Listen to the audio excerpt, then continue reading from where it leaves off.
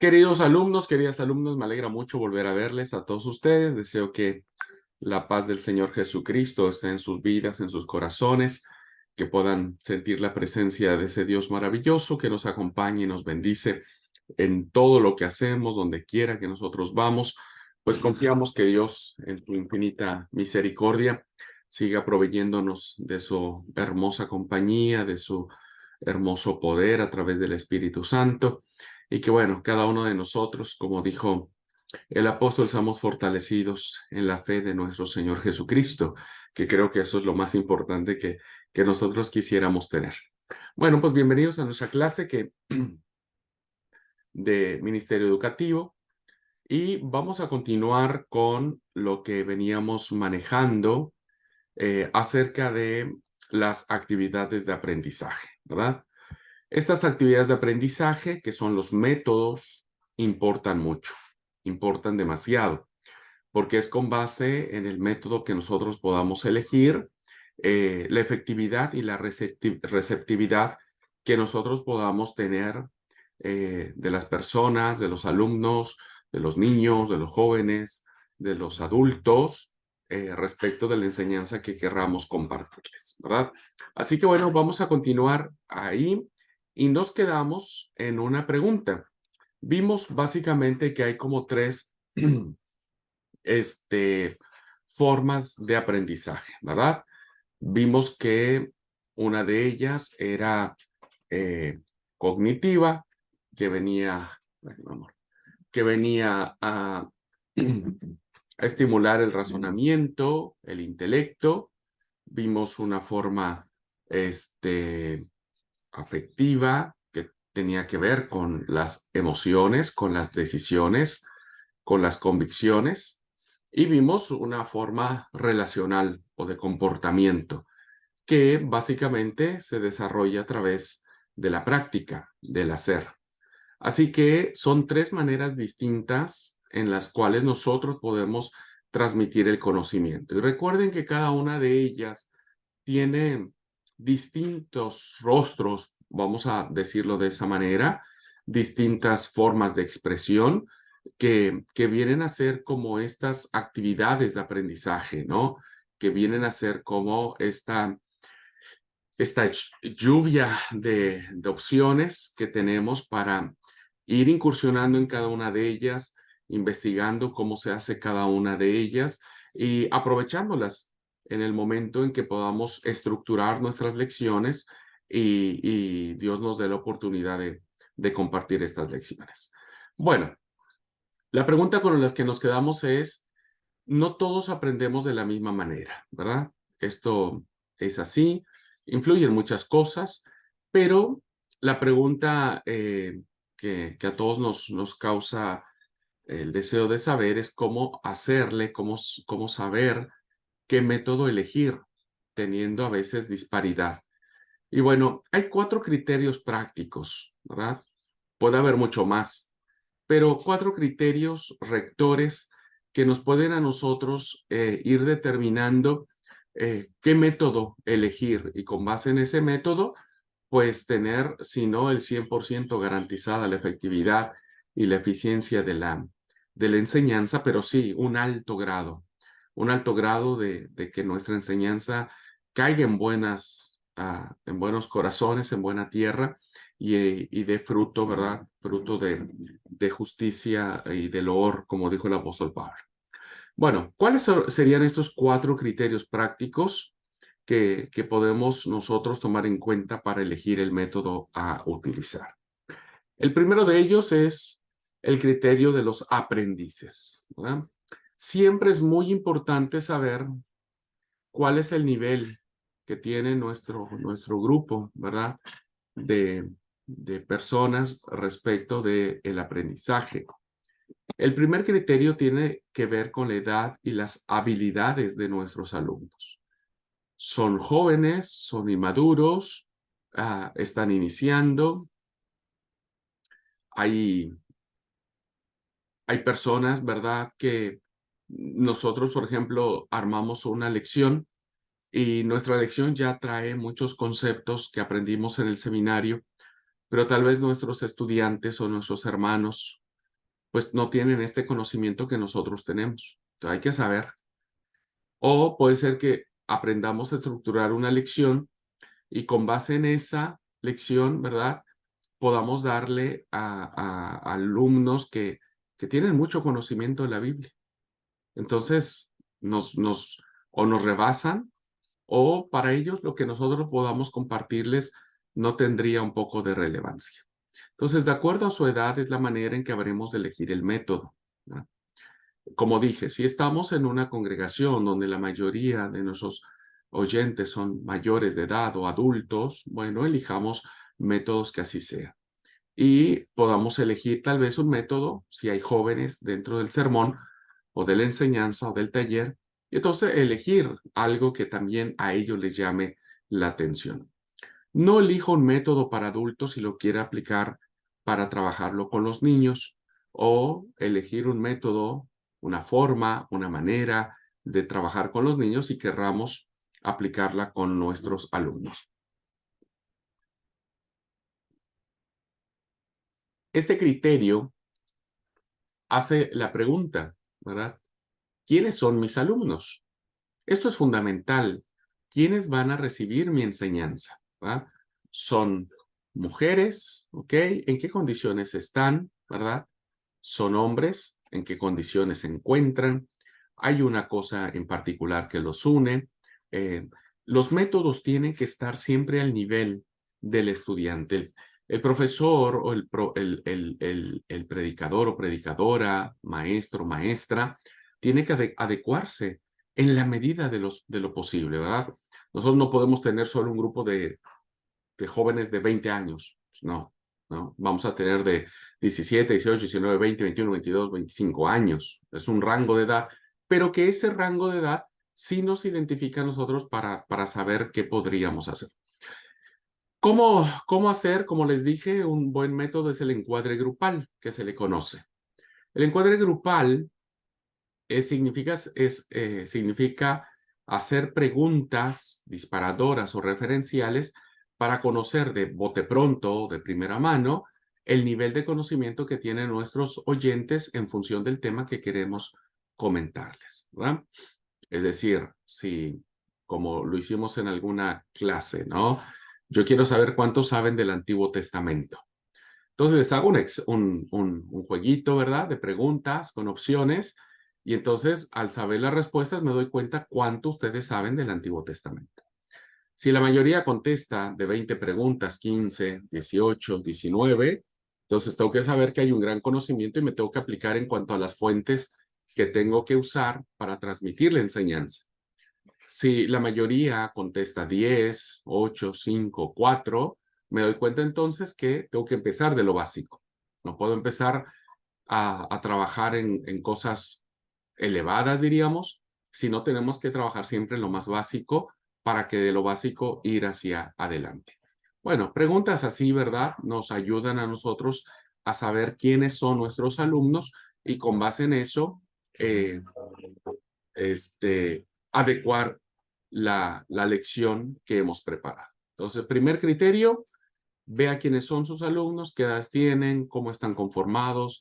Es un grupo mixto, eh, es un grupo que tal vez usted está trayendo una lección cognitiva que tiene que ver con conceptos, que tiene que ver con la ley de la alimentación, pero tal vez su grupo en ese momento está pasando por un momento de duelo, de tristeza, de bajón espiritual.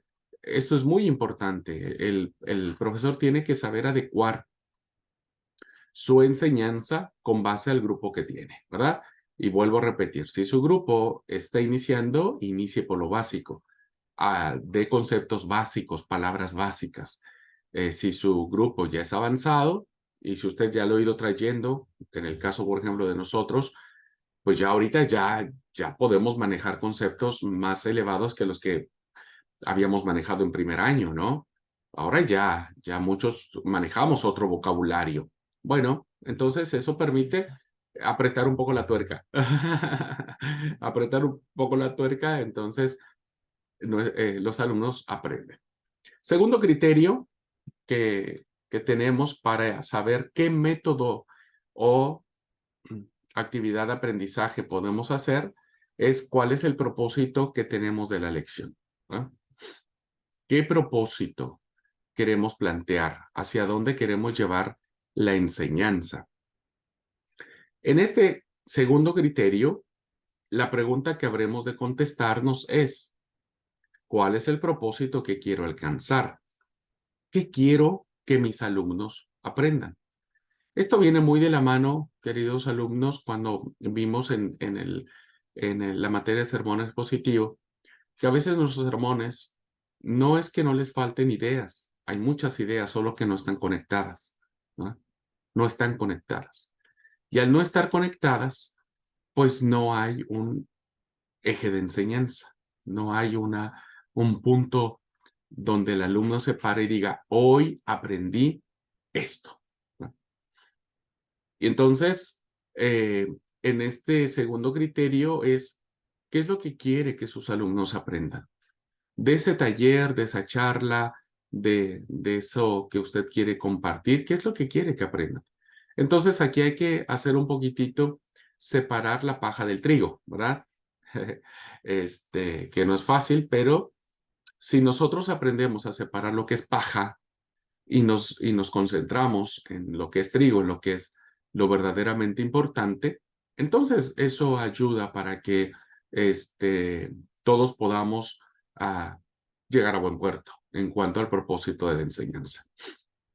Es importante, dice esta diapositiva, que usted sepa cuál es la meta de su enseñanza. Yo quiero que aprendan qué es el perdón. Yo quiero que aprendan cómo perdonar. Yo quiero que aprendan a quién deben de perdonar. Yo quiero que aprendan cuál es la fuente que necesitan ellos beber para lograr el perdón genuino. Yo quiero. Entonces, con base en la meta que usted quiera alcanzar, se concentrará en ella y sabrá qué elegir, qué actividad. Hará una lluvia de ideas, separará a la gente en grupos, presentará un caso, será de manera cognitiva, afectiva, relacional, etcétera. Es decir, ¿hacia dónde los quiere dirigir? ¿Hacia dónde los quiere dirigir? Si su meta de enseñanza es que sus alumnos desarrollen nuevas habilidades para hacer manualidades, ¿no? Hablando del tercer método cognitivo, y resulta que usted dice, bueno, ok, yo mi meta es que ellos aprendan a hacer algo. Pero usted lo hace en términos cognitivos, es decir, les da una plática que dice, wow, mire, los beneficios maravillosos de hacer manualidades son estos, aquellos, lo otro. No está eligiendo bien su método porque la plática no les ayudará a desarrollar sus habilidades. Se nota, se puede ver la diferencia.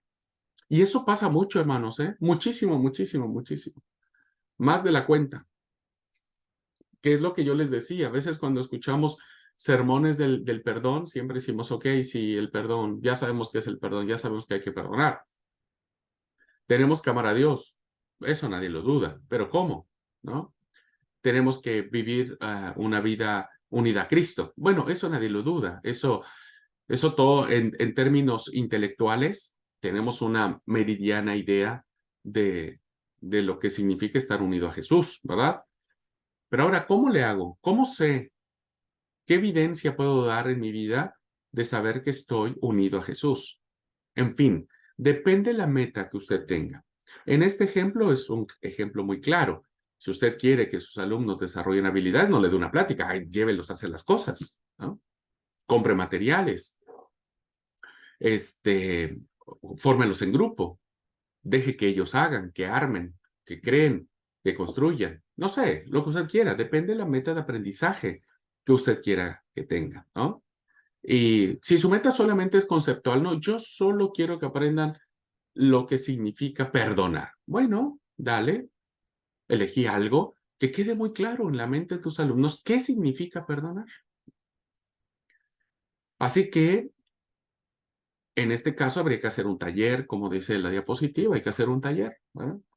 En donde podamos desestructurarnos, hacer equipos, no sé, darles el material que elijan, etcétera.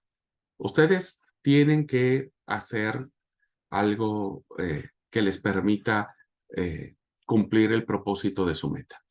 Un día yo recuerdo que di una charla en una iglesia que tenía que ver con las familias. Y entonces los puse a cada familia, y mi meta de aprendizaje era la unidad familiar, ¿no? Los beneficios que puede tener una familia que está unida. Y entonces dentro de esto elegí, ¿no? Una actividad de aprendizaje en donde compré pajitas, ¿no es cierto? Con un poco de hilo y creo con unos palitos, algo así, no sé. Y entonces les dije que ellos con esas pajitas que les había dado y con ese hilo, tenían que construir una torre. La familia que construyera la torre más alta, pues era la familia que iba a ganar. Bueno, fue una actividad de aprendizaje donde me permitió que toda la familia participara y a partir de esa manualidad, de ese taller, esa actividad, vino la enseñanza, ¿no? Así que, ¿qué propósito tiene? Si usted solamente quiere abrir la Biblia por abrirla y solamente quiere elegir un pasaje porque le gustó, porque dijo, ah, qué lindo pasaje, te va a ser bueno para charlar, pues no, no funciona, ¿verdad? No funciona. Siempre debe haber una meta de aprendizaje. Tercer criterio para saber qué método elegir. La estructura de la lección alma, ¿verdad? Esto lo vamos a ver la próxima semana, que está en el libro, que les pido por favor que vean, empiecen a leer esa, esa parte del libro, está en el índice, que tiene que ver con la lección alma, ¿verdad? Este es otro método, esto es una propuesta de estructurar lecciones para niños, jóvenes, adultos, funciona para todos, ¿verdad? Funciona para todos. Eh, ya lo vamos a ir desarrollando, qué significa este método ALMA, pero la verdad que es muy, muy bueno. Descubrimos un método de enseñanza, que es la propuesta que nos plantean los autores del libro Enseñemos la Biblia Creativamente, denominado ALMA. ¿Ah? Ya en el acróstico lleva la penitencia. Es el alma de la enseñanza, es la esencia, es el fundamento de lo que queremos aprender. Cada parte de este método necesita su propia actividad de enseñanza, ¿no? Así que vamos a ver a través de este método cómo se pueden dar estas combinaciones, ¿no? De actividades, de ejercicios, de, no sé, lo que usted quisiera llevar a cabo.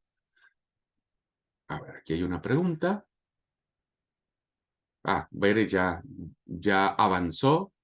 Bueno, gracias, mi amor. Sí, es anzuelo, libro, mirar y apropiar, ¿verdad? Que ahorita los voy a comentar brevemente. Entonces, cada uno de estos elementos a nosotros nos va a permitir desarrollar cosas, pero estructuradas, metodológicamente hablando. No estaremos haciendo ahí al ahí se va, ¿no? No seremos muy despatarrados, digo yo, que a veces hay muchas lecciones, enseñanzas, talleres, charlas, son muy despatarradas. No tienen principio, no tienen propósito, en fin. La pregunta que se contesta aquí es, ¿en qué parte de la lección se usará este método? ¿Ah? Cualquiera que sea, el cognitivo, el afectivo, el relacional. Como bien dijo Bere, el primero de ellos se llama anzuelo, ¿verdad? Es la A de alma, anzuelo. Bueno, esto ya lo sabemos un poco porque hablamos mucho de esto cuando vimos el sermón. Recuerden que la introducción es un anzuelo, tiene que dar anzuelos. La forma en que vamos a descubrir la verdad bíblica, la manera en que vamos a guiar a nuestros alumnos para que miren esa verdad bíblica y la forma en que habrán de aplicarlo a su vida deberá ir acompañado de una propia actividad, ¿no? Es decir, los métodos que se usan para captar la atención de los oyentes es no otra cosa más que motivarlos para que tengan interés en escucharnos, ¿no? Esto es muy importante. Y como lo aprendimos en sermón expositivo, los anzuelos se tiran constantemente, ¿no? Si nosotros no logramos captar la atención de nuestros oyentes, sea con nuestros gestos, con alguna actividad, alguna historia, con lo que sea, bueno, difícilmente vamos a hacer que el objetivo de la enseñanza se cumpla.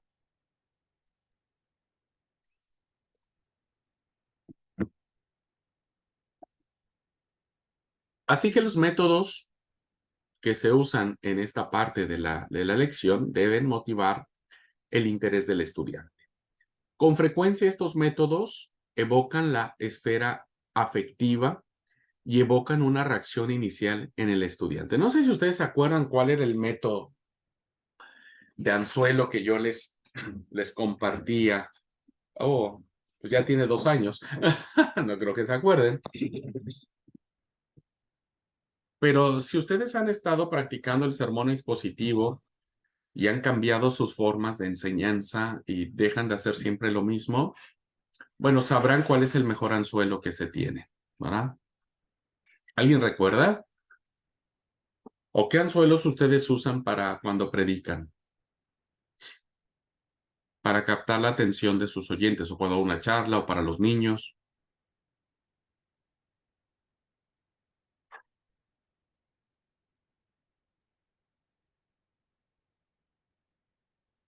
¿Ningún anzuelo? Hola, buenas tardes. Hola, Liti. Todo bien, todo bien.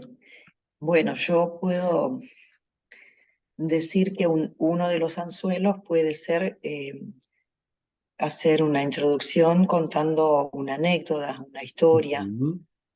o también puede ser contar algo una, de una serie, de algo que uno quiere hacer comparar como para llamar la atención y después usarlo también como enseñanza lo que uno va a contar. Ok, muy bien, Liti, gracias. Contar una historia siempre es bueno, ¿verdad? Ahora vamos a ver eso. Ahora vamos a ver el tema de las historias, que es muy bueno, pero está bien, es un buen anzuelo, ¿no? Karina dice una ilustración con una dinámica, muy bien, sí, siempre es bueno hacer una ilustración, ¿no? Que puede ser una historia, algo que nos pasó en la semana, una situación mundial que se está dando hoy, etcétera. Pero recuerden que el mejor anzuelo es cuando nosotros hacemos preguntas, preguntas que tienen que enganchan o vinculan afectivamente a nuestros oyentes respecto de la enseñanza, ¿verdad? ¿Estás vos preparado? ¿Sos esta parte de la historia? ¿Quién sos vos? ¿Te gustaría llegar a eso? ¿Cuánto has soñado con lograr aquello? Etcétera, ¿verdad? Preguntas que nos permiten a nosotros cautivar. Ya vamos a desarrollar un poco más con algunas otras propuestas, ¿verdad? Para los anzuelos, pero es muy importante. Aunque usted tenga una lección o de grupo familiar, siempre es bueno tirar anzuelos, ¿verdad? Este, eso va a ayudar mucho a captar la atención. Esto aplica en todas las formas o maneras que nosotros podamos tener para compartir la enseñanza. Bueno, lo voy a decir más rápido porque esto lo vamos a detallar, a desmenuzar mucho mejor. El otro concepto de la estructura tiene que ver con el libro, ¿verdad? Que es la esfera cognitiva. Todos los métodos cognitivos funcionan bien, ¿ah? O sea, sí o sí, algo tenemos que aprender o memorizarnos. No debemos estar en contra de la memorización del texto sagrado, pero tenemos que ir más allá, ¿verdad? Tenemos que llevar a nuestros alumnos a que no solo memoricen de manera mecánica Juan 3:16, sino que entiendan qué dice Juan 3:16, ¿no? Así que bueno, vamos a ver también lo que es la esfera cognitiva con lo que tiene que ver con el libro. El otro es mirar, ¿verdad? La otra parte de la estructura es mirar. Esta sección se crea para motivar al estudiante a pensar de nuevo desde el nivel cognitivo al nivel afectivo. Así que es cómo traspasar del pensamiento a la acción, ¿verdad? cómo lograr que eso que vamos a aprender como concepto se puede traducir en experiencias de vida, ¿verdad? Se puede traducir en acciones, en cosas que haya que hacer. Y hay que mirar los métodos afectivos que a menudo son preferibles aquí, ¿verdad? O sea, es bajar de la mente al corazón. Recuerden que el corazón, en términos bíblicos, es el centro del ser humano, es el centro del universo del ser humano, el corazón, es la esencia misma, ¿verdad? Entonces, hay que bajar. Y el cuarto elemento tiene que ver con apropiarnos, ¿verdad? ¿Qué tengo? ¿Qué de lo que me enseñó el predicador o la predicadora puedo hacer lo mío? ¿No? ¿Qué parte de esa experiencia debe marcar mi existencia? Y los métodos de conducta en esta parte de la estructura alma pueden funcionar muy bien, ¿verdad? Así que bueno, solamente le digo que un criterio para saber qué método elegir es un poco estructurar nuestras lecciones con base al método ALMA y vamos a estructurar lecciones con esta estructura para niños, para jóvenes, para adultos, ¿verdad? Vamos a aprender a estructurar lecciones con base en estos elementos. Y el cuarto criterio que tenemos, ¿verdad? No lo olvide, el primer criterio era cuál es tu grupo, ¿verdad? Si son aprendices o no. Segundo criterio es el propósito de tu lección, ¿verdad? ¿Qué meta quieres alcanzar? El tercero, utiliza un método, ¿verdad? Que te permita estructurar correctamente tu lección para que con base en eso puedas saber qué métodos o actividades de aprendizaje elegir. Y el cuarto criterio para saber qué método elegir son los recursos, ¿verdad? Los recursos. Este criterio va a responder esta pregunta. ¿Qué recursos voy a necesitar? Y los recursos son fundamentales para transmitir la enseñanza. Entre más creativos sean, más será su efectividad. ¿Qué tenés que preparar? ¿Qué tenés que hacer para que tu enseñanza sea más significativa? ¿Verdad? Eh, yo les comentaba en algún momento, me gustó mucho a mí ese sermón porque entre estas cosas cuando uno empieza a pensar, ¿qué hago, Señor? ¿Qué hago pues para ser diferente, ¿no? A veces la enseñanza. Eh, Me vino a la mente la historia de David y Saúl, ¿no? Cuando Saúl se le metía el demonio, decimos en mi tierra, el chamuco, o cuando andaba ahí todo endemoniado el Saúl, pues David le tocaba el arpa, ¿verdad? Y ahí como que los demonios se le bajaban.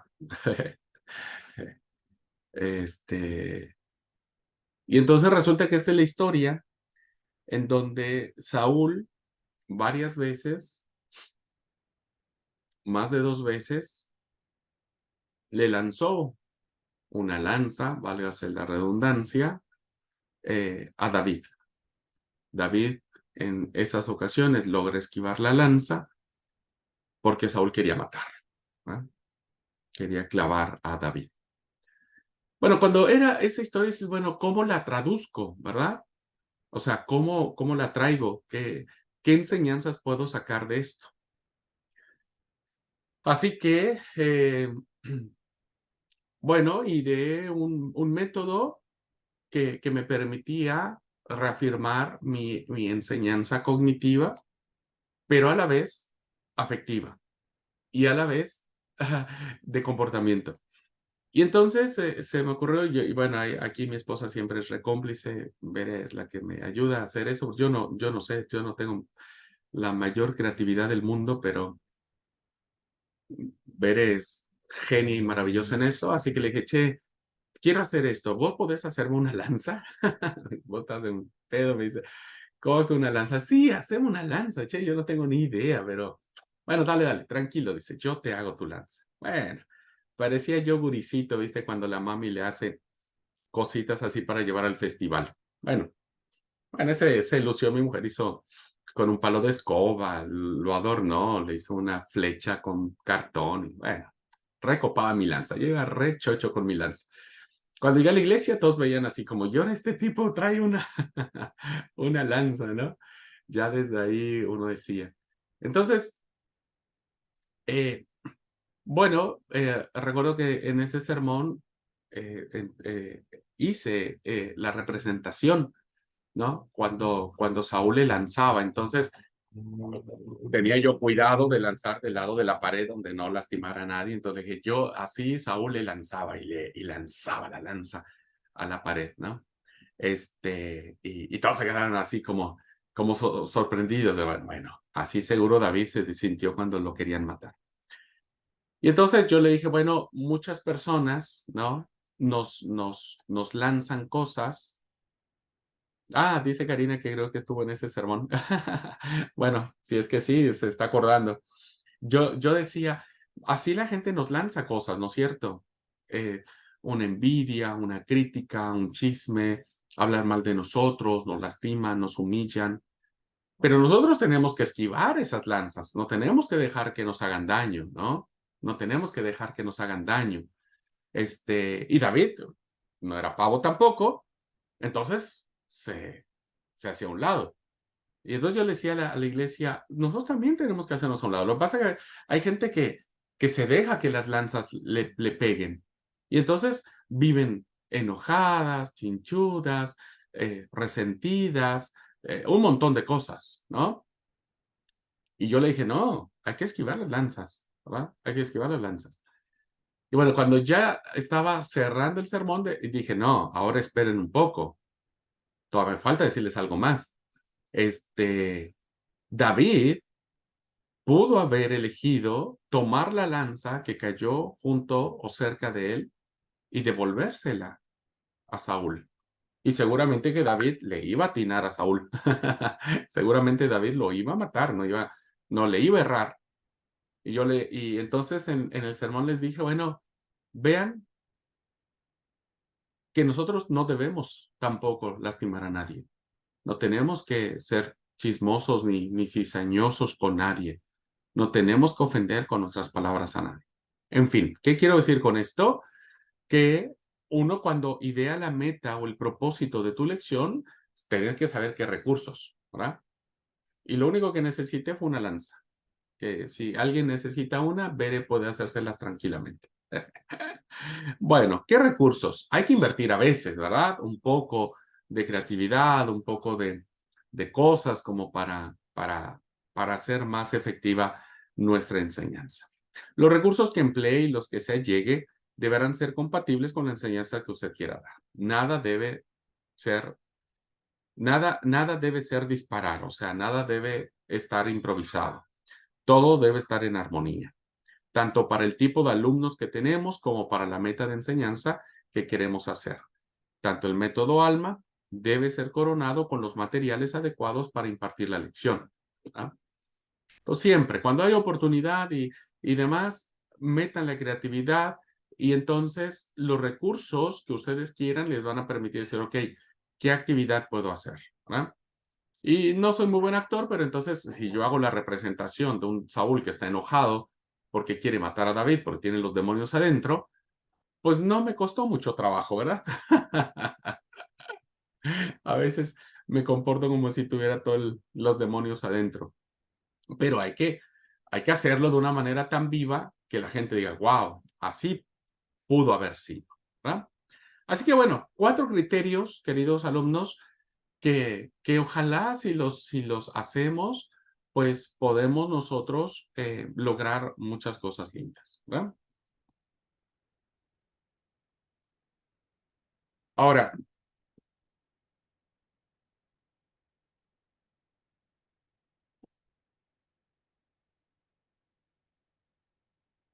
Quiero compartir 6 métodos o 6 actividades de aprendizaje que podamos nosotros tener.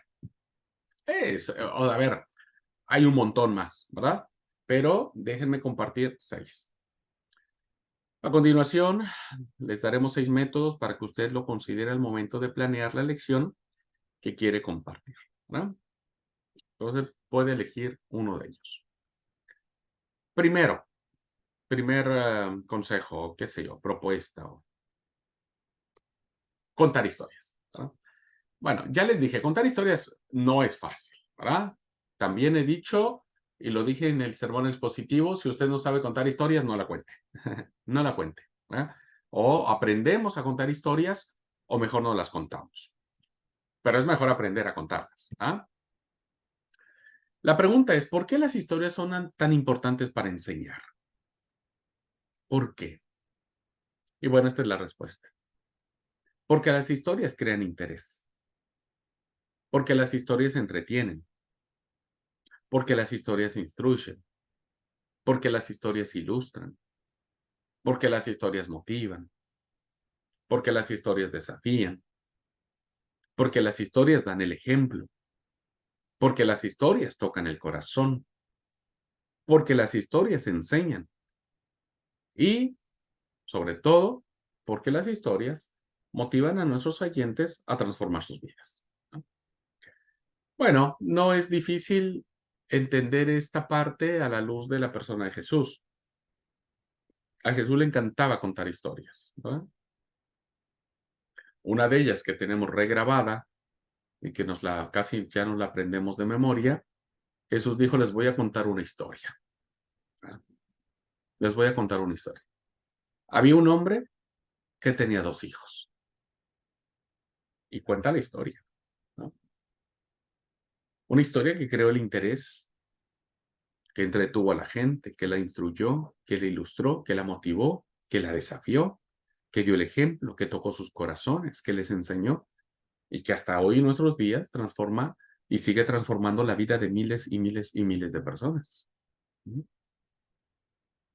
Es por eso que los maestros deben aprender a contar historias como parte de su repertorio de enseñanza. ¿Mm? Eso es bueno, contar historias es bueno, ¿no? Pero, insisto, tiene su chiste, ¿no?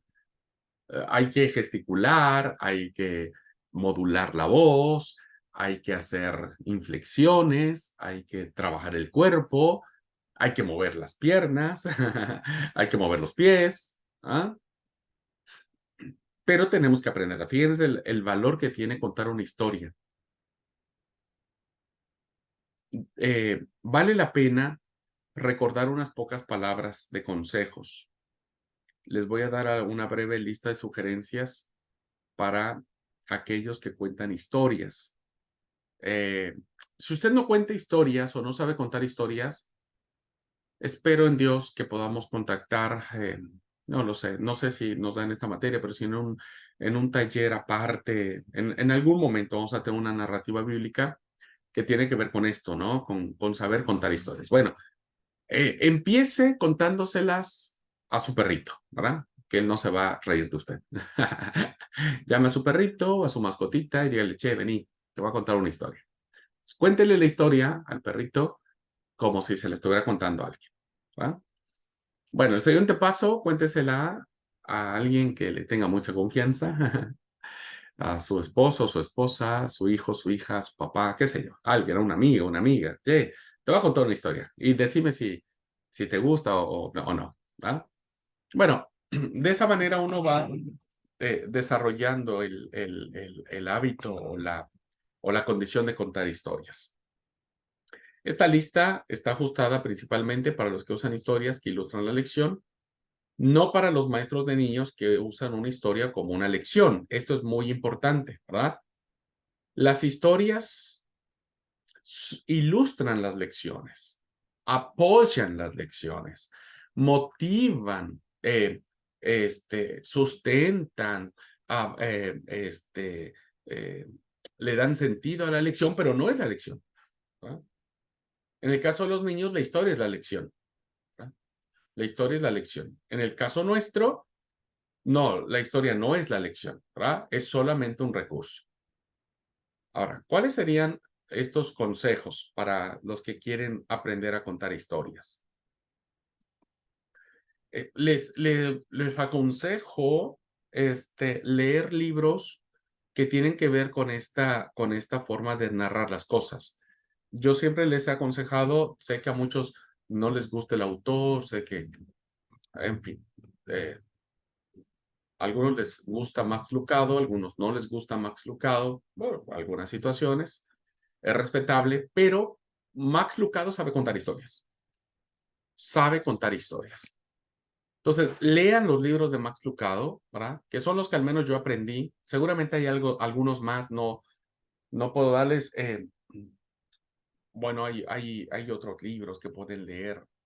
eh, esta, Creo que una vez les recomendé un libro que se llama El Gran León de Dios, de Taylor Caldwell. También es un excelente libro para desarrollar una narrativa muy importante, tener vocabulario, expresiones, dónde hacer la pausa, dónde hacer el suspenso, dónde crear el ambiente de tensión, dónde cerrar, hacer el nudo, el clímax, etcétera, ¿verdad? Así que bueno, si de verdad quieren hacerlo, queridos hermanos y hermanas, lean ese tipo de literatura, libros que se caractericen en saber contar historias. Bueno, las que están acá es, evite contar una historia sin practicarla. Ya le dije, agarra a su perrito, a su gatito, a su periquito, a lo que usted guste y mande, ¿no? Y cuente su historia. Sí, Doris, adelante. ¿El Gran León de Dios de quién es? ¿Quién es el autor? Sí. Para, para poder ver dónde lo encuentro. El Gran León de Dios, que es mi obra favorita, es el número 1 de todos los miles de libros que he leído. Es el top número 1.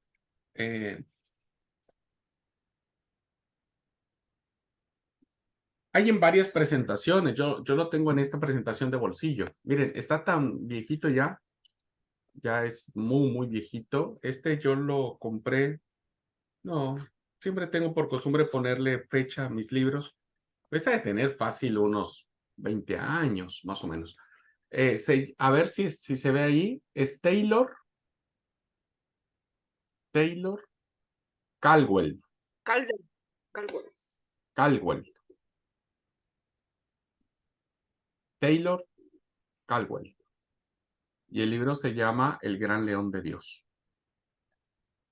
Si logran conseguirlo y les apasiona, es un libro largo, sí, no es un libro pequeñito, ¿no? Pero es tan atrapante. Y sobre todo porque cuenta la historia de Pablo, vista desde un punto de vista maravilloso. La verdad que tiene un hermoso rigor histórico. Este libro es un bestseller. Así que bueno. Y de Max Lucado, el que quiera, ¿verdad? El que quiera. El que quiera. Hubo otros libros que también, al menos a mí en lo particular, me ayudaron mucho a desarrollar. A ver, no sé contar historias en lo absoluto, pero aprendí a chamullar, ¿viste? Que eso juega en contra, porque ya muchos de mis ovejas en la iglesia me dicen que predico re largo. Pero bueno, voy a procurar no hablar tanto, ¿no? Y también mis alumnos dicen que hablo mucho en mis clases. Pero si ustedes logran conseguir libros, es de un autor mexicano, yo creo que ya, no sé si vive o no, que se llama Carlos Cuauhtémoc Sánchez. Carlos Cuauhtémoc Sánchez.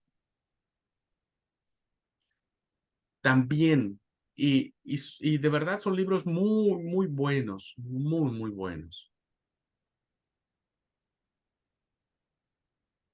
Uno se llama Volar sobre el pantano, es maravilloso el libro. Bere, no sé si te acuerdas de otro título de Carlos Cuauhtémoc Sánchez, pero a mí me impactó eso. La fuerza de Shezid Un es grito otro título. desesperado. Un grito desesperado también. Son varios bestsellers, pero de los mejores esos. Sí, sí, sí. A mí me encantó La fuerza de Shezid, Un grito desesperado, La Volar fuerza sobre de el Shezid es muy pantano. bueno. ¿Eh? Ese de la fuerza de Shezid es muy bueno. Sí, sí, sí. Por favor, hermanos, si ustedes, no sé si en Mercado Libre haya, pero si quieren tener una lectura edificante y desarrollar esto que les estoy diciendo de ideas, de frases, etcétera, etcétera, bueno, lean. Hay que leer. ¿Qué quieren que les diga, hermanos? Muchos de ustedes decían, no, yo no cuento historias, yo no. Y bueno, esa mentalidad es la que nos está llevando a que nuestras iglesias no crezcan, ¿no es cierto? Así que yo quiero que ustedes rompan esto. No seamos mediocres en el sentido de decir, no, yo no hago, oh, es re difícil, yo no quiero leer. No, salgamos de esa mediocridad. Si nosotros logramos ser una generación de alumnos del Sebaid que salimos de nuestra mediocridad, ay, la iglesia será rebendecida, ¿verdad? Rebendecida. Así es que métale ficha, consigan uno de ellos y cuando hayan leído, tomamos un matecito y charlamos juntos esos libros. ¿Ok? En la clase de este sermón, donde diste lo del sermón expositivo, de predicación expositiva, diste un libro que también está muy bueno, de cómo contar las, las historias, ahí cómo se llama, las ilustraciones. Yo lo quiero buscar ahora, pero tengo tantos descargados No, que ya pero busqué, sí, está en la pero está muy plataforma. bueno ese, viene en la bibliografía, porque aparte es muy digerible y súper fácil de leer. Y si quieren seguir aprendiendo y leyendo buenos libros, bueno, lean mi libro. Este es un libro que escribí hace muchos años, pero que nunca lo publiqué. Se llama Levántate y resplandece, le puse el título, pero que nunca lo publiqué. Así que, pero si quieren leerlo, con todo gusto se los proporciono. Tengo que hacer promoción de mi libro. Bueno, volvamos a la serenidad. Evite contar una historia sin practicarla. Ya dijimos, hay que practicar. Segundo ejemplo, no analice la historia, porque las historias deben fluir, no tienen que ser tan analíticas. Deje que la historia hable y si la historia tiene que gritar, hay que dejarla gritar. Si tiene que llorar, hay que dejarla llorar. Si tiene que, no sé si lo correcto es maldecir, bueno, hay que dejar que la historia fluya por sí sola, no la detengan, no la adorne, porque a veces adornándola va para otra cosa. Absténgase de hacer un sermón de la historia. Recuerde, la historia realzan los sermones, no los sermones realzan las historias. ¿Ah? Las historias siempre van a ser en función de nuestra enseñanza.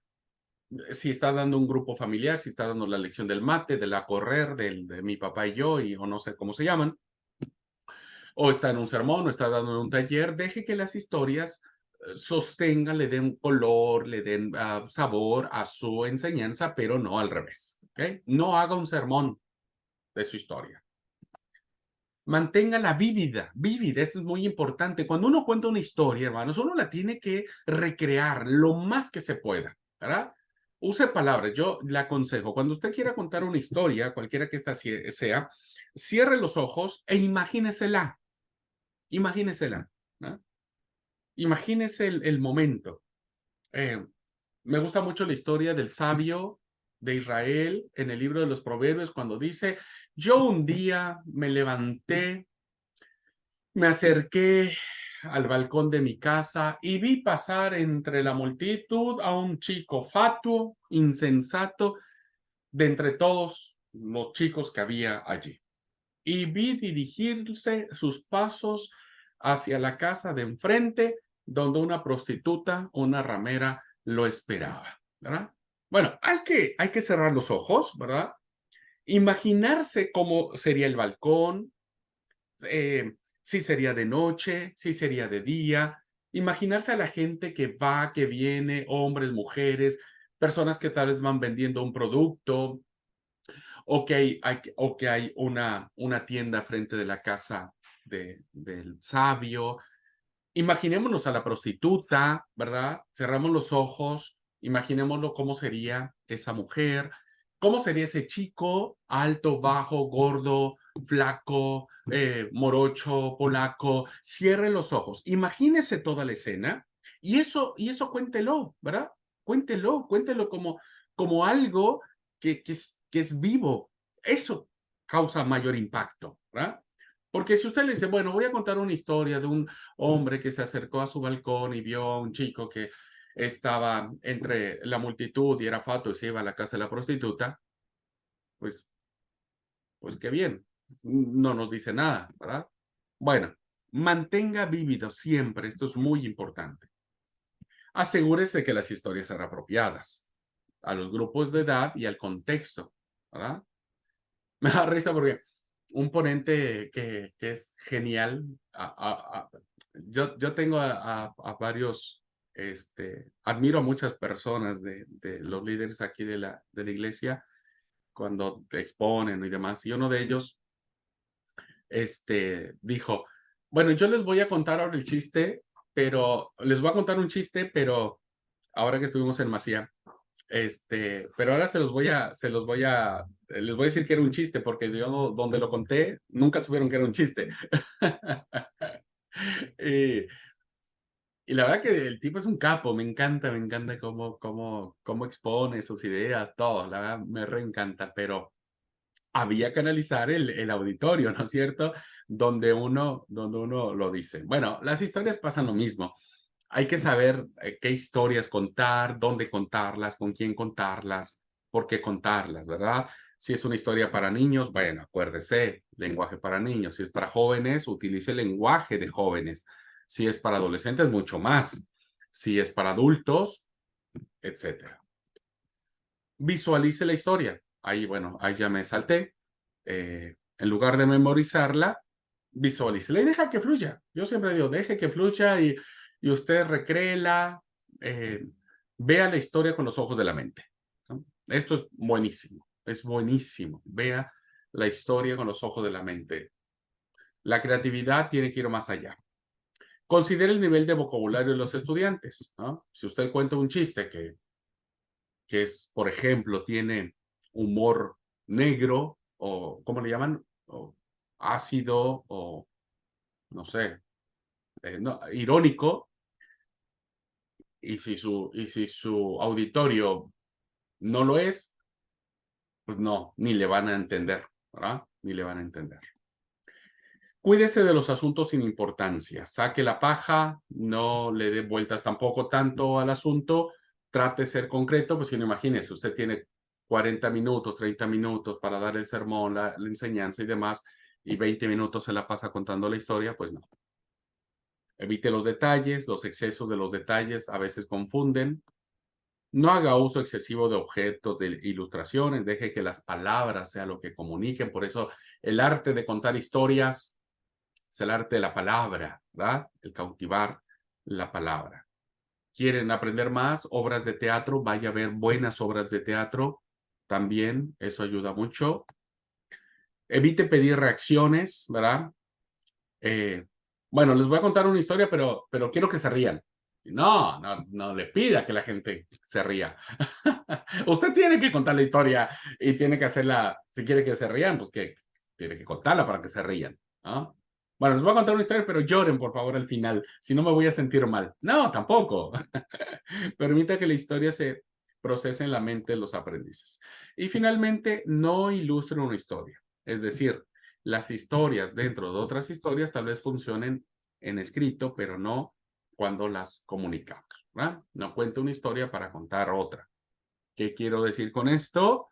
Es lo que comúnmente llamamos a personas que, viste, hay personas que vos empezás a platicar con ellas y te empiezan con una historia y luego se van por otra historia y luego van con otra historia y te hacen, viste, y uno dice, ay, no puede ser. Ya no entendí nada. Hay algunos que son recapos, ¿no? Porque te cuentan se van por todos lados, pero vuelven otra vez al punto. No siempre, no siempre hay personas así. No cuente historias sobre historias. Concéntrense en una. Bueno, primer método, cuente historias, ¿verdad? Aprenda a contar historias. Lea. Lea mucho, eso le da vocabulario. Leer le da vocabulario, ¿verdad? Le da expresión, le da ah,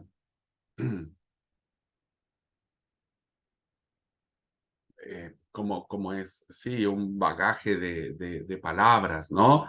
Tanto llanas como elaboradas. Lea, lea, lea, lea y lea y vuelva a leer. ¿Okay? Bueno, segundo método, preguntas provocativas, ¿verdad? Que esto es, ya le dije, es un anzuelo muy bueno. Las preguntas son parte esencial de la estrategia de enseñanza. Es importante formular preguntas que sean abiertas y desafiantes, ¿verdad? La pregunta provocativa es la llave para que el estudiante responda, ¿no? A veces yo no hago preguntas provocativas. ¿Todo bien? ¿Me pude dar a entender? Y no hay respuesta por parte de ustedes. Ni siquiera nadie me dice sí, no, o me levanto la manito. Hay un silencio, ¿no? Que a veces uno dice, la verdad que no sé. Bueno, tal vez el problema no sean ustedes. El problema soy yo de no estar haciendo preguntas que puedan ser más provocadoras, ¿verdad? Más provocadoras. Tal vez si yo después de esto le diga, Karina, vos, en tu opinión, ¿qué es lo más importante de contar una historia?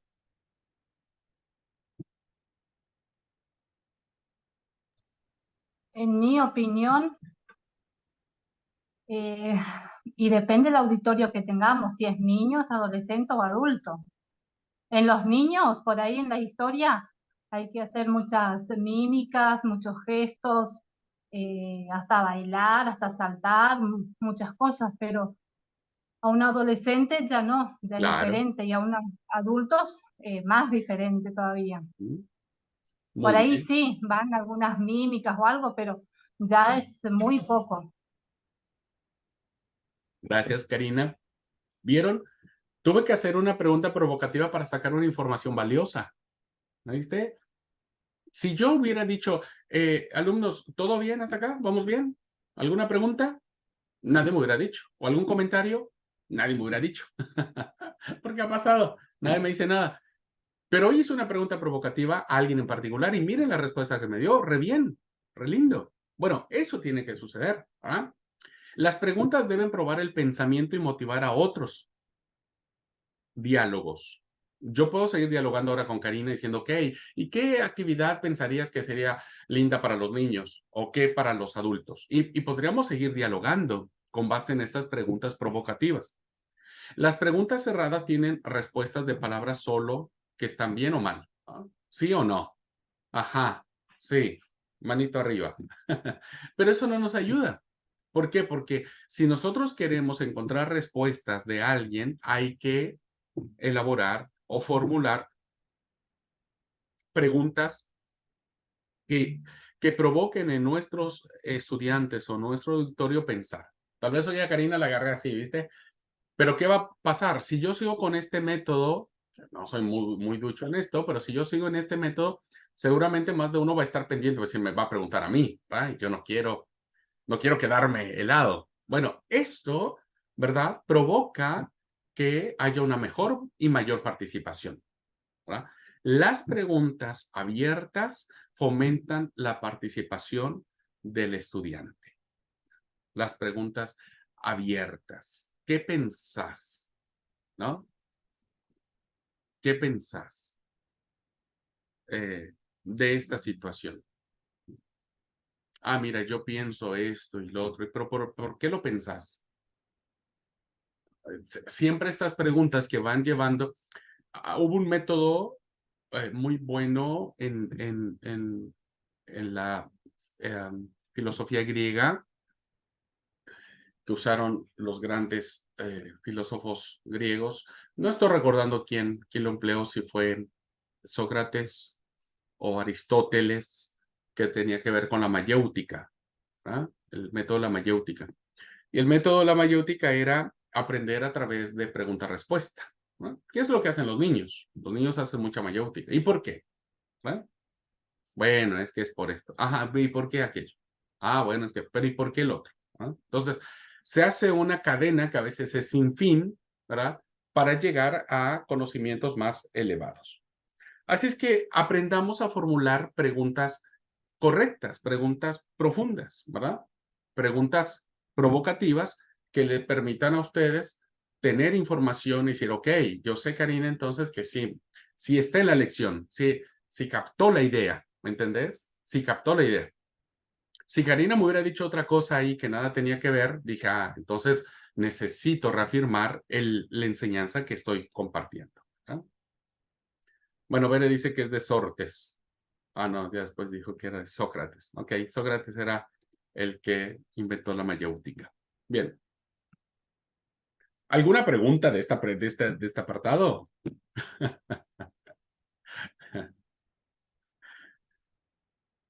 Esta es más una pregunta cerrada, ¿verdad? Esta es más una pregunta cerrada. Quedó claro, así que no hay problema. Bueno, gracias, Doris, buenísimo.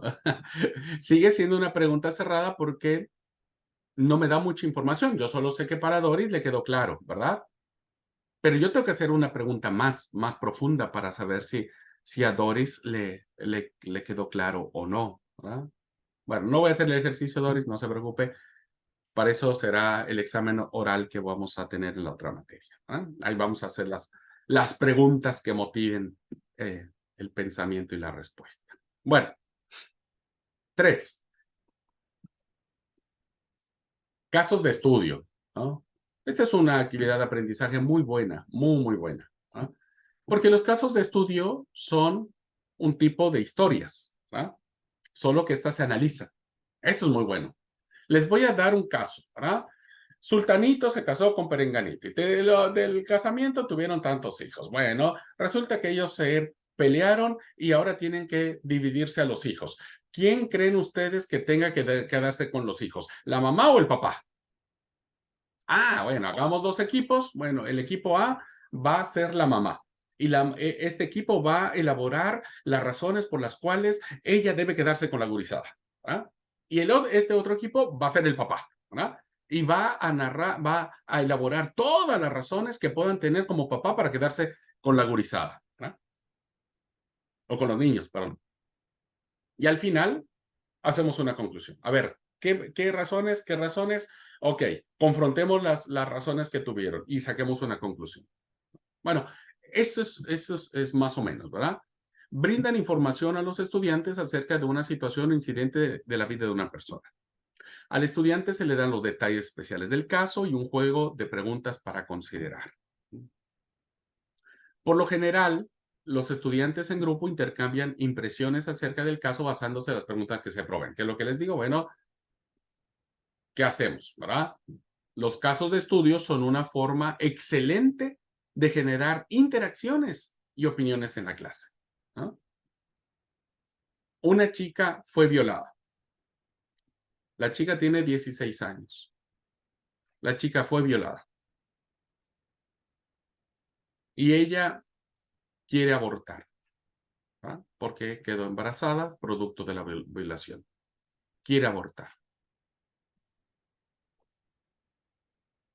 Hagamos 2 equipos. Este equipo va a elaborar las razones por las cuales podría justificar que ella aborte. Y este equipo va a estar en contra, ¿verdad? Va a tener que elaborar las razones por las cuales ella no quiere que.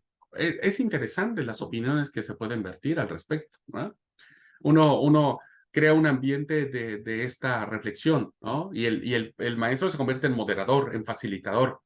Solo está facilitando el conocimiento y va llevando al grupo a la conclusión, ¿verdad? Depende de la meta de aprendizaje que quieras tener. Puede ser un medio por el cual se desarrollen las implicaciones del estudio del pasaje bíblico. Los casos de estudios pueden ser reales o ficticios, ¿sí? ¿Verdad? Son historias de final abierto, es decir, no le decimos, no tiene que abortar, esta chica no tiene que abortar porque Dios no lo permite. Bueno, ahí ya resolvimos el caso, ¿verdad? Pero eso no queremos. Queremos que los alumnos lleguen y arriben a conclusiones y debatan sus ideas, ¿verdad? Bueno, son historias de final abierto que le ofrecen al estudiante la oportunidad de considerar una verdad a la luz de una situación humana real o posible. Al principio, quizá los estudiantes no se sientan cómodos comentando un caso, es así. Muchos decimos, no, ¿qué van a decir si yo opino esto, si yo opino lo otro, etcétera? Tal vez quieran más información de la que se brindó. ¿Y cuántos años tenía la chica? Y tenía papás, iba a la escuela, era de una iglesia. Entonces se les da mayor información y a partir de lo que nos están pidiendo, se llegan a conclusiones. Bueno, lo que está aquí dice al final, la experiencia ha demostrado que los casos de estudios traen a la clase una dimensión excitante y sobre todo del mundo real. El caso debe seleccionarse con cuidado para ofrecer a los estudiantes las oportunidades de aplicar una variedad de técnicas analíticas a los asuntos de la vida diaria. Y entonces, de verdad, se hacen muchas... Yo tiene rato que no hago una actividad así. Hay que saber, ¿verdad? Insisto, depende de tu meta de aprendizaje, es que puedes usar el estudio de caso. No funciona en todo, ¿verdad? No funciona en todo. Pero estaría bueno.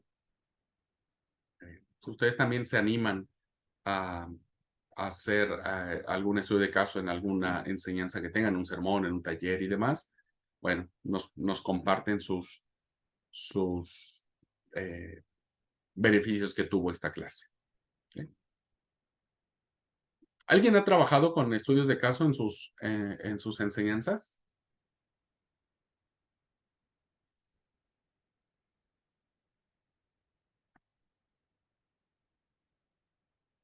¿No?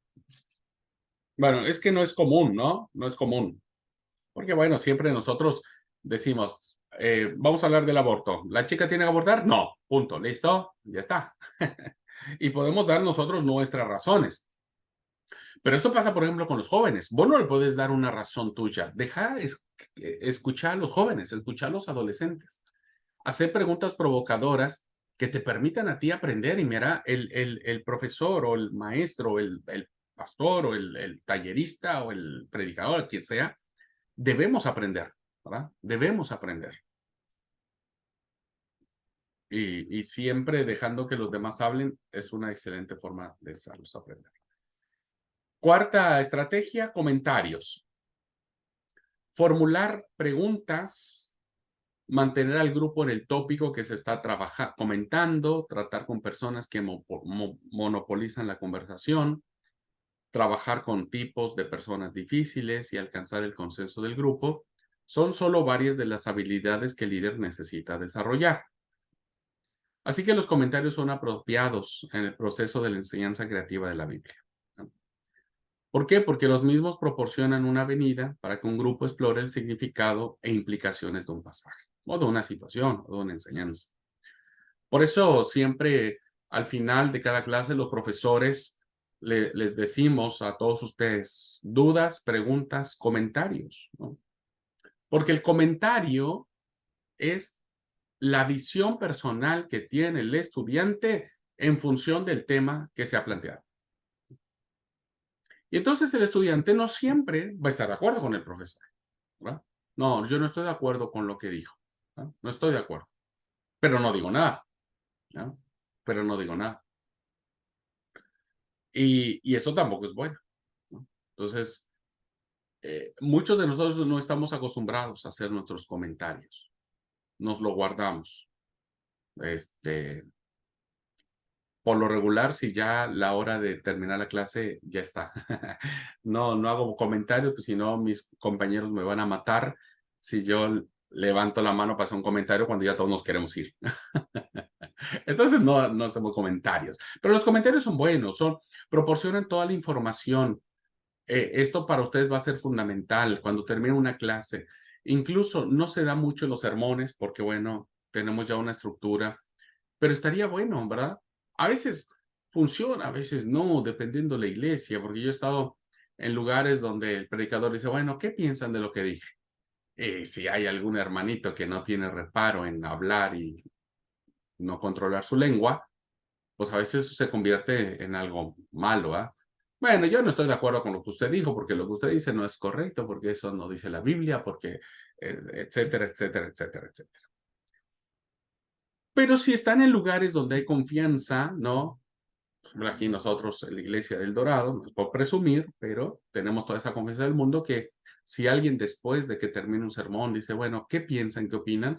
Siempre habrá comentarios que tenderán a edificar, ¿no? No tendremos miedo o temor de hacer ese tipo de preguntas, de no saber cómo va a salir el hermanito o la hermanita, ¿no? Con algún comentario inapropiado.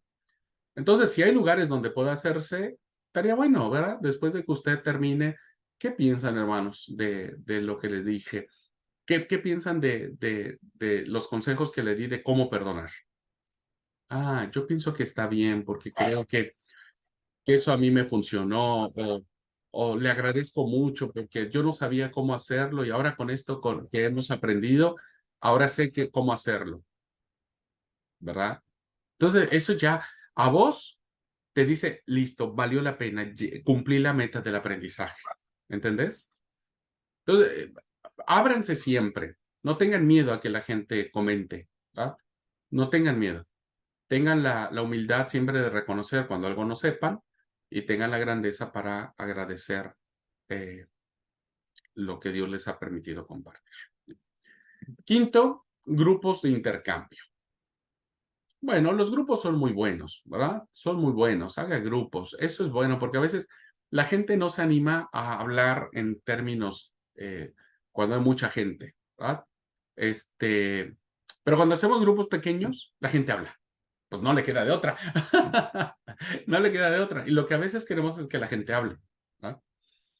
Entonces, los grupos de intercambio son pequeños a los que se le asigna un pasaje de la escritura, una lista de preguntas para comentar, se elige un líder, un coordinador, se sacan conclusiones, se comparten en el grupo, todos se sienten escuchados, todos pueden opinar, todos sienten que pueden tener un espacio para decir su punto de vista y no sentirse juzgados.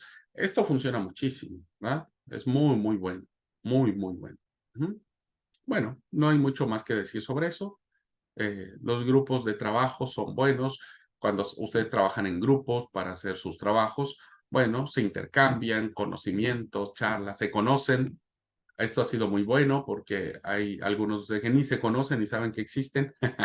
Y cuando hacen grupos, bueno, dicen, ahora yo conocí más a Rubí, conocí más a Lenix o conocí más a Pelusa, etcétera. O sea, ya hay como que una ganancia en esto, ¿verdad?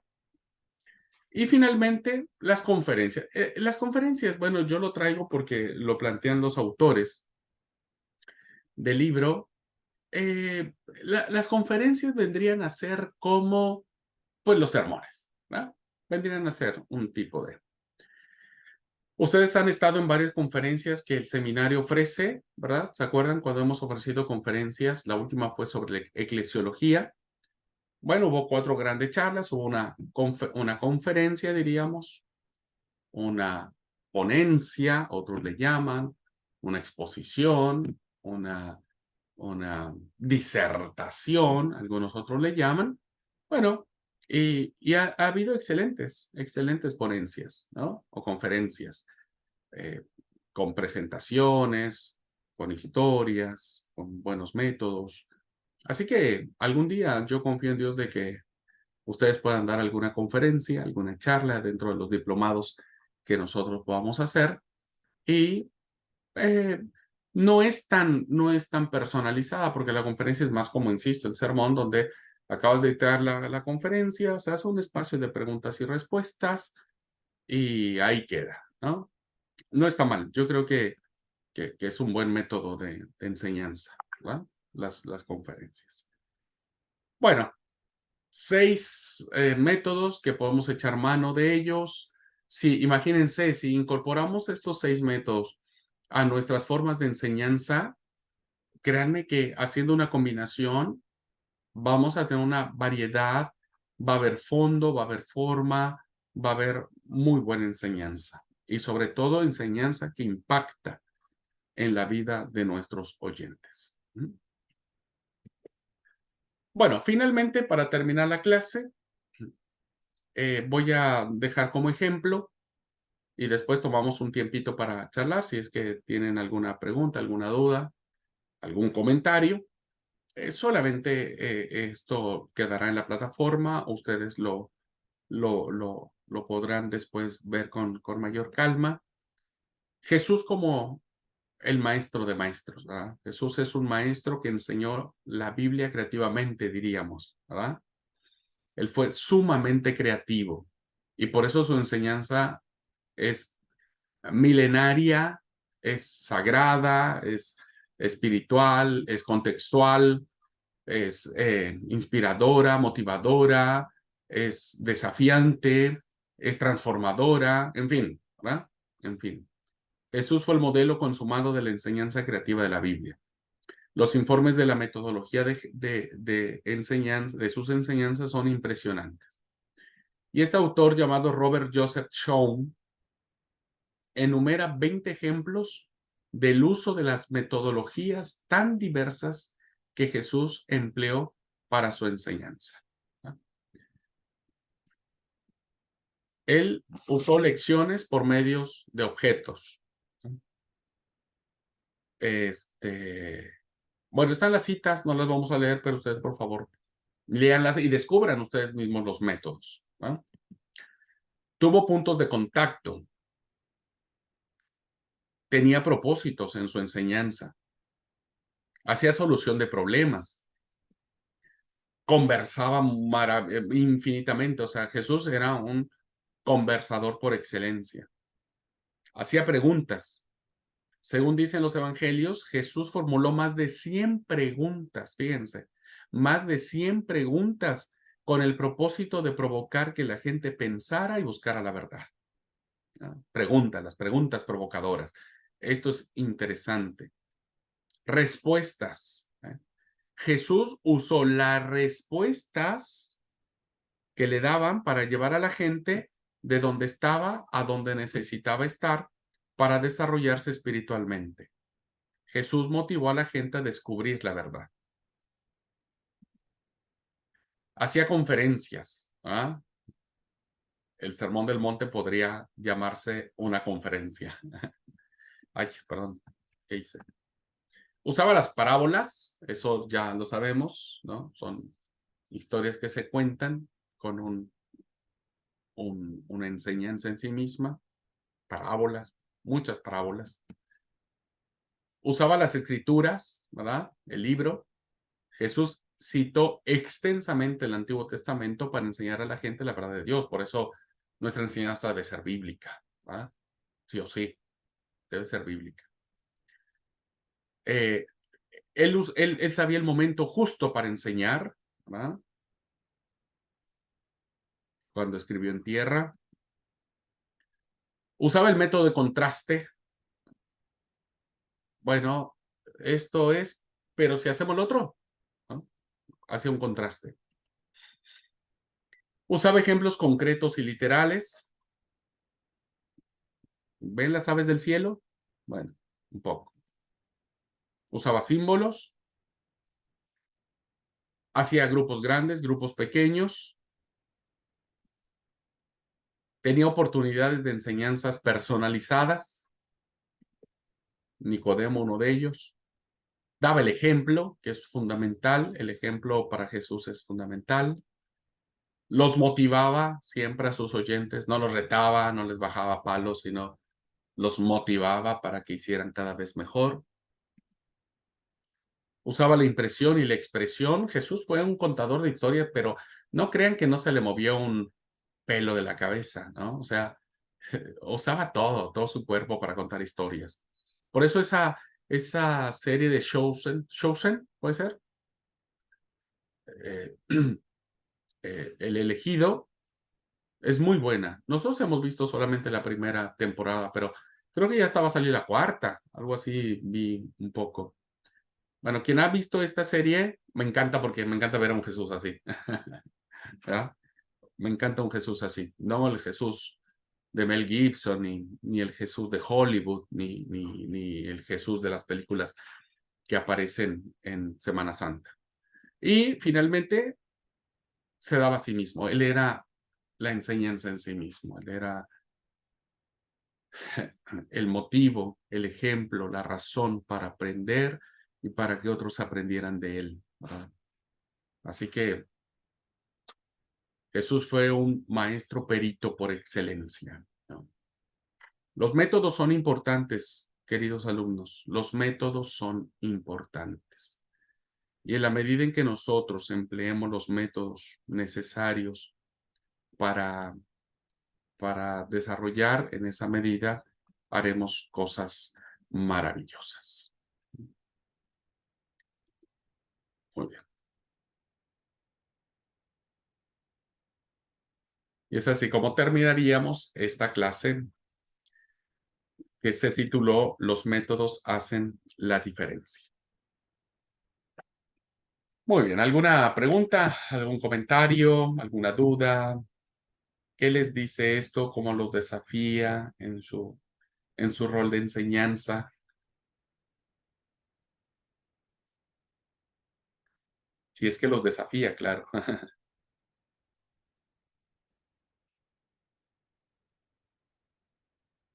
Que no utilizábamos, ¿no es cierto? Y la verdad que sí, el tema del conocimiento de lo que uno va a compartir, eso es esencial, tenerlo estudiado, tenerlo preparado, saberlo, eso es algo esencial en una clase. Tal cual, Doris, es importante tener muy claro lo que queremos decir y cómo lo queremos decir. Es sumamente fundamental poder tener en justa perspectiva nuestra meta de enseñanza, y para eso hay que tener el conocimiento de nosotros, ¿verdad? Gracias, Doris, por compartir. ¿Alguien más?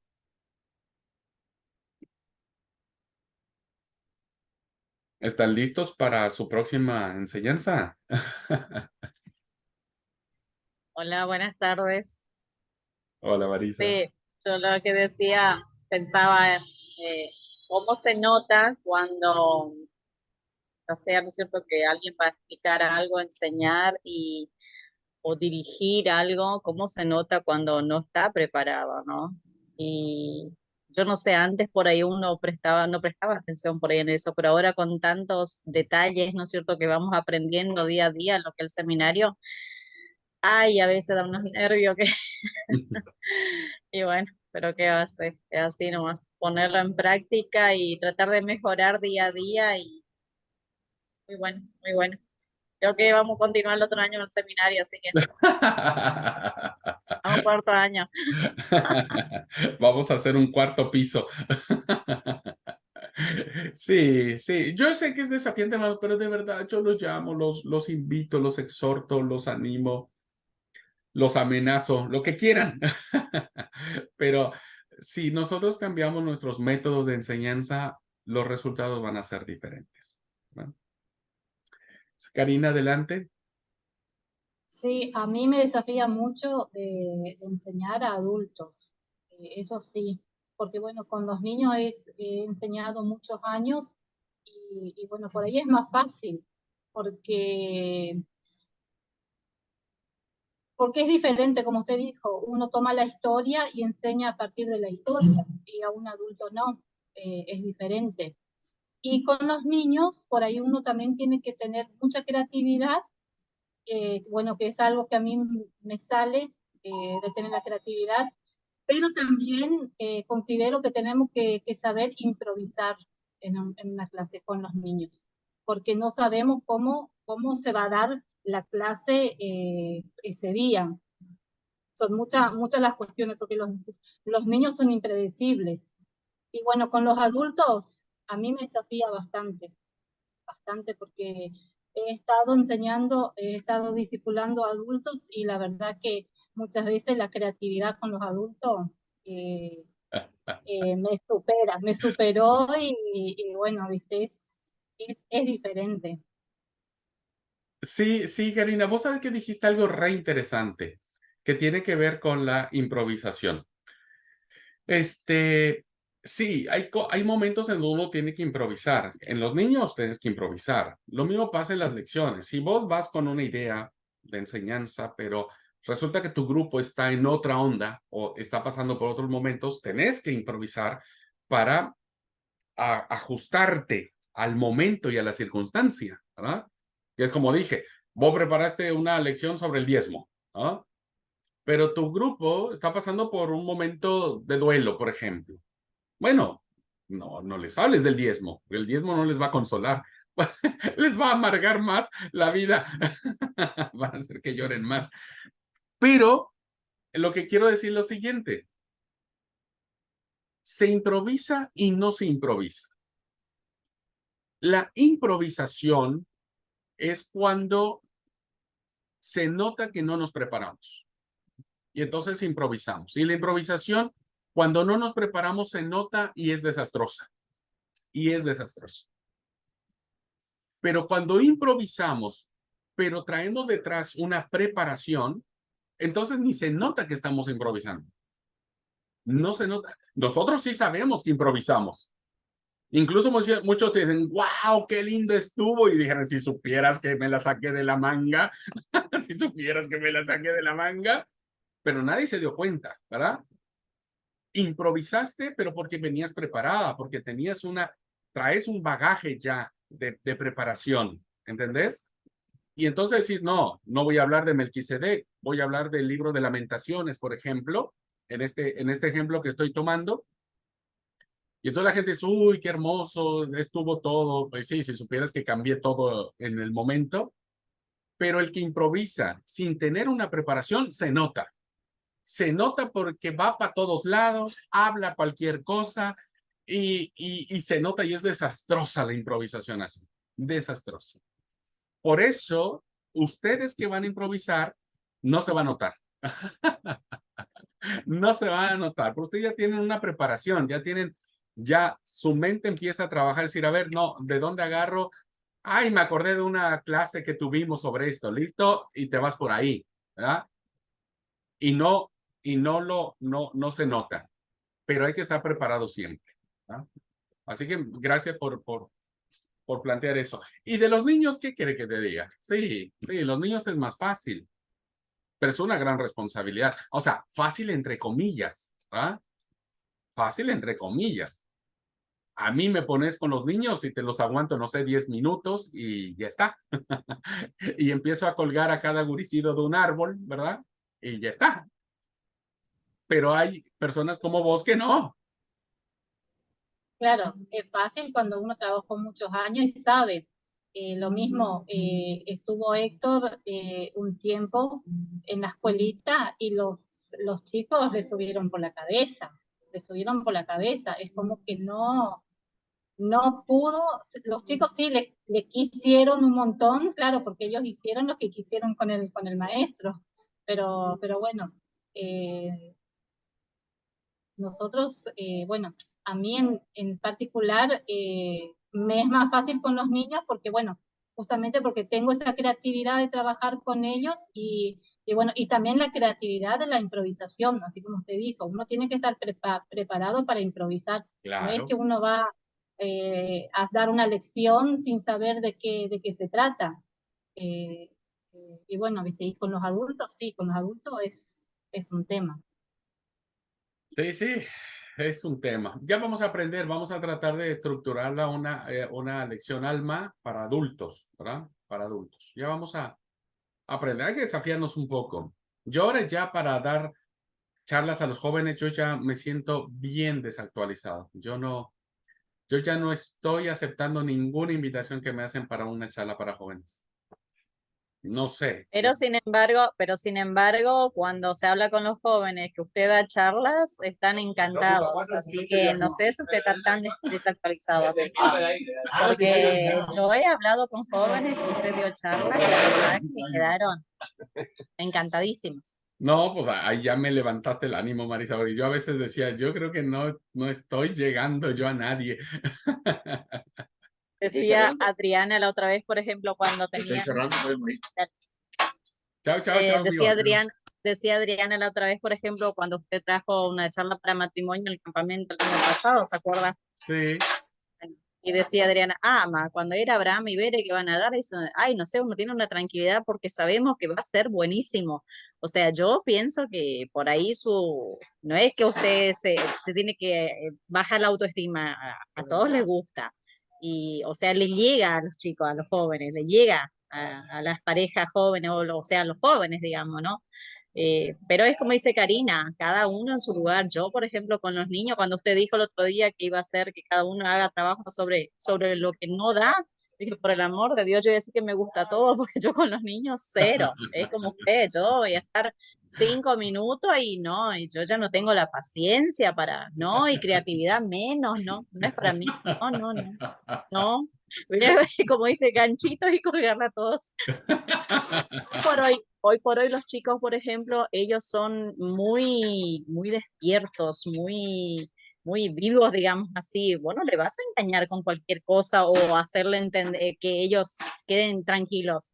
O sea, a mí con los niños me cuesta un montón. La otra vez le estuve con, ahí las maestras pidieron para vacaciones si podíamos colaborar algunas madres, y bueno, yo, corajuda, pero no, dije, no es para mí. Yo ese día volví histérica a casa, histérica, histérica, no es para mí. No, Che, no. Marisa, todos los niños ese día fueron a hablar con el pastor y dijeron, pastor, no No, le vuelvan a poner. no, encima es como usted dice, yo estoy desactualizada con los niños. Bueno, ¿Entiende? O ¿viste? sea, yo con los niños, hoy, yo fui muchos años maestra de escuelita, pero ¿cuándo? Cuando vos trabajabas con fotocopia, que esto y aquello, con dibujitos, vos sabés. Hoy por hoy vos tenés que prepararte un montón, no sé, no, yo veo las maestras acá, que como hacen con los chicos, que vienen niños de afuera, tienen como 40 chicos, es algo increíble lo que ellos hacen, lo que ellos arman. Digo, ¿de dónde sacan tantas ideas? Le digo yo, porque a mí me admira. Yo les felicito siempre porque me admira ver cómo trabaja con los niños y cómo los niños están pendientes de las maestras. O Sí, sea, no, yo sí. no. Ah, tiene lo suyo. Liti dice, más que creatividad, hay que llevar el lazo ahí para tener utilizada. A la paciencia de las abuelas. Dina, usted tenía la mano levantada, adelante. Sí, no, era el tema anterior. Bueno, después ya pasaron a otro tema, ¿no? No, no, pues Esto de adelante, adelante. lo de la improvisación, ¿no?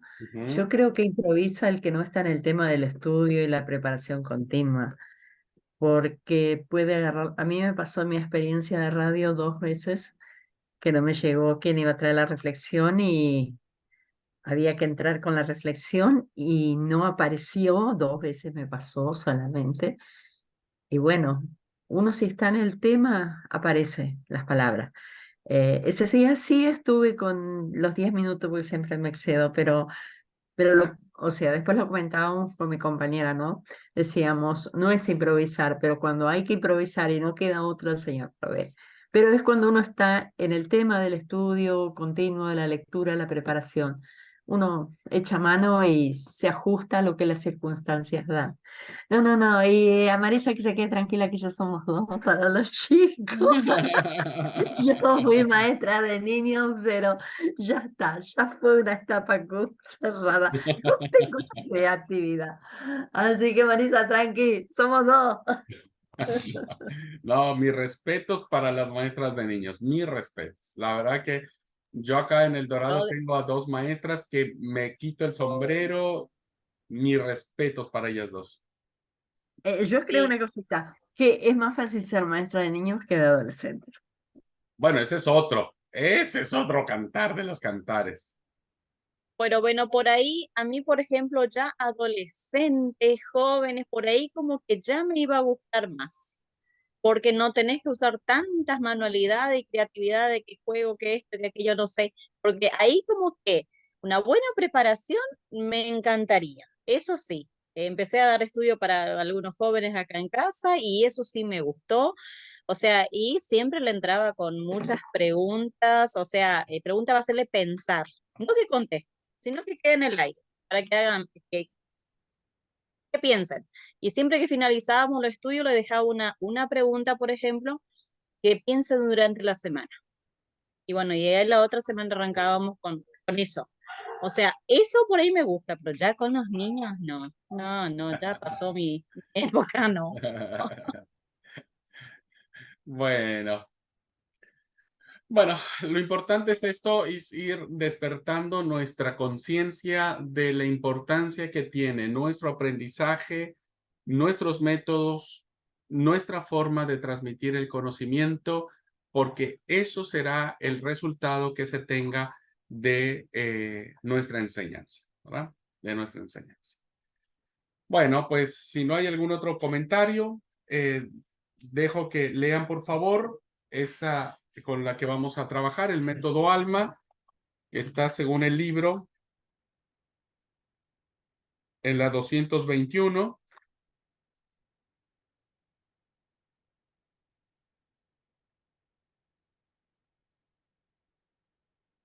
De la 221 a la 242. De la 221 a la 242 es el patrón método ALMA. Bueno, con ese vamos a trabajar. Anzuelo, libro, mirar, apropiar. Con eso trabajamos, Dios mediante, la próxima semana. Bueno, queridos alumnos, que Dios los bendiga. Feliz fin de semana. Cuídense mucho. Que Dios los acompañe y los bendiga en todo momento. Muy buena tarde para todos. Chao. Una pregunta. Buenas tardes.